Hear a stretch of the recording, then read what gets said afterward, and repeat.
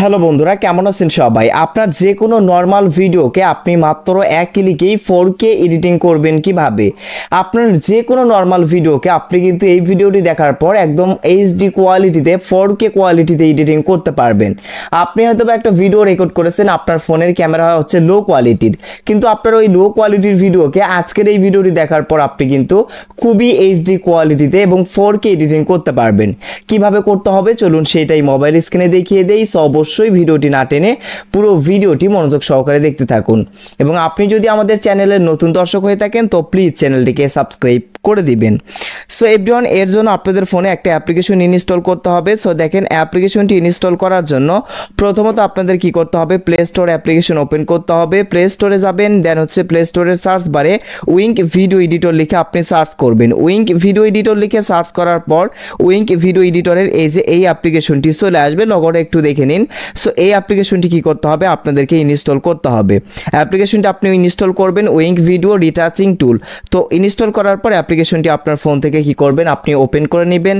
Guys, open করে নেওয়ার পর এরকম একটা ইন্টারফেস চলে আসবে। আমি আপনাদেরকে দেখাচ্ছি যে এরকম একটা ইন্টারফেস চলে আসবে। এই অ্যাপস দিয়ে কিন্তু আপনি ভিডিও এডিট করতে পারবেন, ভিডিও রিটাচিং করতে পারবেন, টেমপ্লেট অপশন রয়েছে, তারপর এআই দিয়ে এখান থেকে ভিডিও এডিট করতে পারবেন।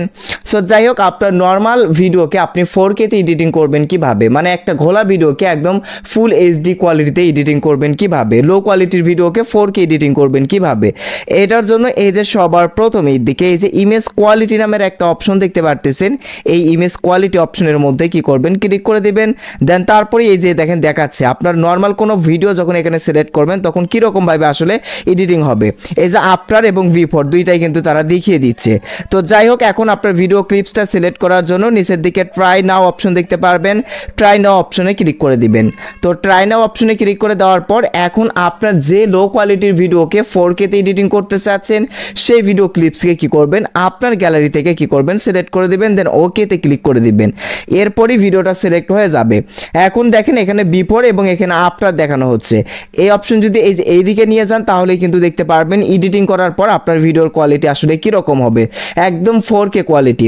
এবং এডিটিং করার আগে এই যে বিফোরে কী ছিল, অর্থাৎ ভিডিও এডিটিংয়ের আগে কী ছিল দেখেন, একটু ঘোলা টাইপের। এটা একটা টিকটক ভিডিও, আপনারা সকলেই জানেন টিকটক থেকে কোনো ভিডিও যদি আমরা সেভ করি সেই ভিডিওটা কিন্তু গ্যালারিতে একটু ঘোলা হয়। তো সেই ঘোলা টাইপের ভিডিওকে আমি মাত্র এক ক্লিকে এই যে দেখেন একদম 4K তে এডিটিং করে নিলাম।